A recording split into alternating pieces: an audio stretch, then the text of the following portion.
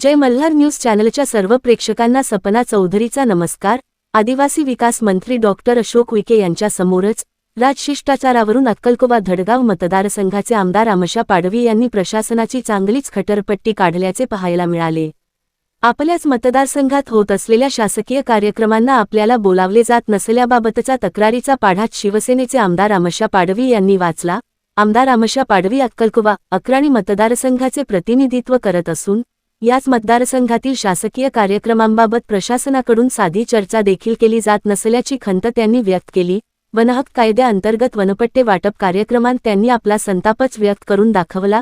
जर सर्वच कार्यक्रम प्रशासनाने करायचे तर मग आम्ही काय टाळ्या वाजवायच्या का, असा प्रश्न देखील त्यांनी तोरणमाळ महोत्सवावरून उपस्थित केला।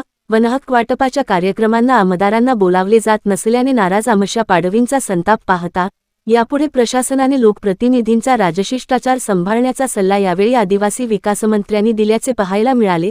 जर राज्यातील सत्ताधारी पक्षांच्या आमदारांची ही स्थिती असेल तर मग जनसामान्याचे काय, असा प्रश्न देखील यातून उपस्थित होत आहे। सपना चौधरी, जय मल्हार न्यूज, नंदुरबार। जेव्हा आपण विषय करतो वनपट्टाचा, तर माझ्या मतदारसंघामध्ये आजपर्यंत एकही वाटप झाला नाही का वनपट्टा? का फक्त अधिकारी वाटायला पाहिजे, लोकप्रतिनिधी नाही का? लोकप्रतिनिधीला का बोलवत नाही, हा माझा पहिला प्रश्न आहे।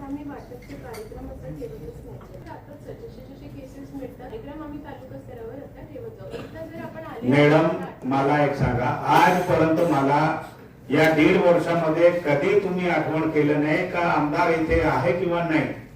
तुमचा साधा पत्र बी नाही। मी तुम्हाला स्पष्ट सांगतो, जर आठवण नाही असेल तर धडगाव अक्कलकोवामध्ये मी कुठे बाहेर केसी पाडवी साहेबांसारखा मुंबई जाऊन झोपणारा आमदार नाही। मी 24 कलाक राहतो, कुठे आमंत्रण दिल्यानंतर मी तिथे जातो, कितीही लांब राहिला का। आज मला जेव्हा साहेब तुम्ही येणार आहे, मला जेव्हा आमंत्रण भेटला वनपट्टाचा, तर तेव्हा मला वाटलं की मला कसं काय आमंत्रण दिलं। आजपर्यंत मला एकही वेळा बोलवलं गेलं नाही, तर त्याच्या कोणाचे द्या, मला अधिकार आहे किंवा नाही? महोदय, आपण आले होते चेअरमन सर, तेव्हा आपण फक्त जिल्हा स्तरावर एक कार्यक्रम वाटपचा घेतला। ते मीटिंग एवढी घेतली तेव्हा मी वाटप नाही। आदिवासी आयोग जेव्हा आले होते, आंतरसिंग आर्य आले होते ना, तेव्हा फक्त मीटिंग झाली। ते जेव्हा तुम्ही तालुकाच्या ठिकाणी तुमचे मीटिंग आहे, आता आज हे वाटप आहे, ते वाटप आहे। मी आज मंत्री महोदयाच्या सामने सांगतो, जेव्हा अधिकारी आहे, लोकप्रतिनिधी आहे, माझ्या तालुका, आता मॅडम तुम्हाला सांगत होते तोरणमाळला कार्यक्रम घ्या, मी तिथला आमदार आहे। आजपर्यंत एकाच वेळा सांगितलं का आमदार साहेब आपला मतदारसंघामध्ये असं कार्यक्रम घ्यायचे, आपल्याला नियोजन करायचे आहे? बोलले का? मी समोर करतो, मी बोलणारा व्यक्ती आहे। माझ्या मतदारसंघामध्ये जर तुम्हाला कार्यक्रम घ्यायचे आहे, मी आमदार आहे, मला जर माहिती पडू देत नाही असेल तर मग असं कोणता आहे शासकीय कार्यक्रम आहे तिथे लोकप्रतिनिधी पाहिजे? व्यक्तिगत कोणता आहे, किती मोठा अधिकारी असेल तर तो काहीच करू शकत नाही लोकप्रतिनिधीपेक्षा, त्याच्यापेक्षा मोठा अधिकार नाही।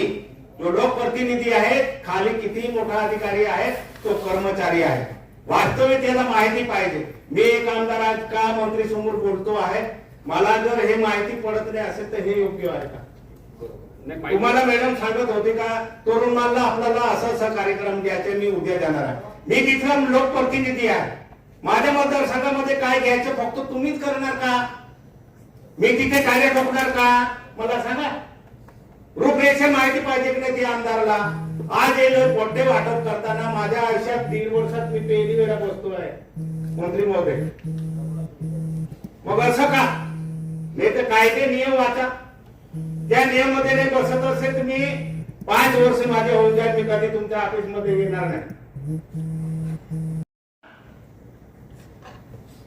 कोणत्या गाईडलाईन्स मध्ये आमदारांना नाही बोलवायचे ते सांगा। मी 1.5 वर्ष घेतलं आहे साहेब, जेव्हा जेव्हा याचे काय काय कार्यक्रम असतो फक्त अधिकारी घेतात, मग मी आमदार नाही का? मला अधिकार नाही का? नाही तर त्या पद्धतीने मला परिपत्र देऊन टाका का इथे तुम्हाला बोलवू शकत नाही। पण एवढं मला माहिती आहे, जिथे शासकीय कार्यक्रम आहे तिथे लोकप्रतिनिधी पाहिजे, हे कोणाचा अधिकार नाही। ते लोकप्रतिनिधीचे अधिकार तुम्ही डावण्याचे अधिकार तुम्हाला दिलेले आहे का? मला त्याचा खुलासा द्या। मला आजपर्यंत का बोलवत नाही किंवा तुम्ही माझ्या तरुणमालला कार्यक्रम घेणार नाही? मला माहिती नाही तुम्ही कोणता कार्यक्रम घेणार. मग आमदारला वगळून करता का कार्यक्रम? आमदार महोदय, वन हक्क जमिनीच्या बाबत जो कायदा निर्माण झाला 2006ला आणि 2012ला सुद्धा काही अंमलबजावणी झाली, त्याच्यामध्ये एक समित्या गठीत करण्यात आलेल्या आहे.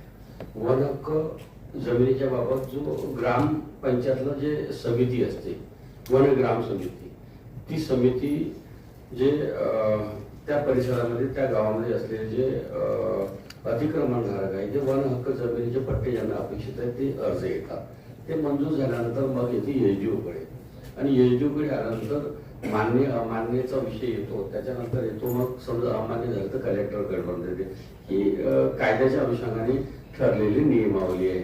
फक्त एवढंच का बा ज्यांना ज्यांना मंजूर झाले सामूहिक कार्यक्रम घेऊन वन हक्क पट्टेधारक जे आहे त्यांनी सामूहिक एक कार्यक्रम आयोजन करून, आता कार्यक्रम आयोजित नाही केला किंवा उत्साह दर्शवला नाही, तो भाग वेगळा असला तरी फक्त एवढंच का बा एखाद्या ठिकाणी सार्वजनिक ठिकाणी जिल्ह्याच्या ठिकाणी एखादी कार्यक्रम हा प्रकारचा भाग आहे. कारण हा ऑनलाईन त्यांना मालकी हक्क जे आहेत ते ऑनलाईन मिळत असते, पट्टा ऑनलाईन मिळत असते. त्यामुळे अशी प्रक्रिया राबवली जात असते. त्यामुळे शासन आणि प्रशासन मिळूनच ह्या सर्व प्रक्रिया करायच्या असल्यामुळे निश्चितच आमदार महोदयाचा सन्मान राखून शासन आणि प्रशासन मिळून कुठले कार्य व्हावं एवढीच अपेक्षा असते. परंतु आपल्याला यानंतर तुम्ही भविष्यामध्ये परीक्षामध्ये जिल्हाधिकारी महोदय सन्मानी आमच्या आमदार महोदयाचा सन्मान राहावं या आश्वासन राहिलाच पाहिजे. त्या अनुषंगाने आपण भविष्यात कार्य करा अवकाशामध्ये.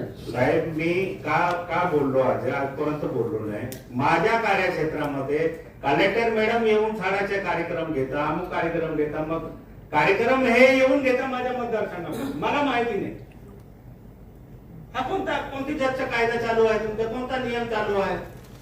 मी तिथे आहे, माझ्या कार्यक्षेत्रामध्ये तुम्ही शाळाचे कार्यक्रम घेता. हे पाटलाचे किती वेळा आले मॅडम तुमच्या मिटिंग झाल्या? मला कधीतरी एकाच वेळा तुम्ही आता टोकणा पिपरीला कार्यक्रम करून आले ना मॅडम? टोकणा पिपरीला तुम्ही कार्यक्रम केले होते ना शाळा? मग माझी स्पष्ट मागणी आहे किंवा माझ्या मतदारसंघामध्ये कोणताही कार्यक्रम घेताना तुम्ही लोकप्रतिनिधी त्याच्यात आहे किंवा नाही ते खात्री करा, तेव्हा घ्यायचे मॅडम. माझी हात जोडून विनंती आहे तुम्हाला. जेव्हा तुम्ही कार्यक्रम घेता निघून येता तेव्हा आम्हाला विचारतात आमदार साहेब तुम्हाला नाही. आमदार मध्ये विनंती करू नका. फक्त प्रश्न कसा आहे, विनंती करायचा माझ्या लोकप्रतिनिधी माझ्यासमोर काही योग्य वाटत नाही. तो आमदाराचा अनादर आहे, तो तसं करणं काही योग्य नाही. परंतु तहसीलदारांनी एसडीओनी तिथल्या तालुका किंवा एसडीओनी संबंधित लोकप्रतिनिधीला विश्वासात घेतल्याशिवाय कुठल्याही प्रकारचं आव्हान नाही. एकाच वेळा अक्कलकुवाला आले किंवा धडगावला आले, मला बोलवलं, विचारा. 1.5 वर्ष शासकीय कार्यक्रम असला तरी लोकप्रतिनिधीला विश्वासात घ्यायला पाहिजे या मतात नाही. हे दोघं अधिकारी आहे, मला विचारा 1.5 वर्षात तुम्ही मला कधी बोलवलं का? गोयलजी तुम्ही काही जिल्हा परिषदेच्या शाळेचा कार्यक्रम घेतला का? शाळामध्ये कार्यक्रम झाले ते फोटो बी व्हिडिओ बी आहे माझ्याकडे. तुम्ही हे नाही सांगायचे टोकणा पिंपरीला काय कार्यक्रम केलं काय ते मला. मी व्हिडिओ आता आणून मागून दाखवू का मंत्री महोदयला? का तुम्ही जे सगळं सांभाळणार आम्ही लोकप्रतिनिधी झोपून राहायला पाहिजे का? आम्हाला अधिकार नाही का? नाही असेल तर पस्तपुत्र देऊन टाका ना. तुम्हाला अधिकार नाही, आम्ही तुम्हाला कधीच विचारणार नाही. दुःख वाटतो ना, आम्ही काय तुमच्या पुढच्यावर निवडून आलो का? लोकांनी निवडून दिलं आहे आम्हाला. लोकांचे प्रश्न आमच्याकडे येतात, उठून येतं, याच्या अगोदर कागदे घेऊन येतं आम्हाला साहेब हे काम आहे. तुम्ही आमच्याकडे येताना बिनधास्त करणार, मग आम्ही कुठे जाणार? आमदार महोदय 100% कलेक्टर मॅडम आणि सीओ यानंतर आमच्या आमदाराचा कुठल्या प्रकारचा अनादर होणार नाही याची दक्षता घ्यावं. वेगवेगळे कार्यक्रम तुम्ही आयोजित करा, त्यावेळी आमदारांना विश्वासात आमदार महोदयांना विश्वासात घेऊन कार्य करा अशा माझ्या सूचना.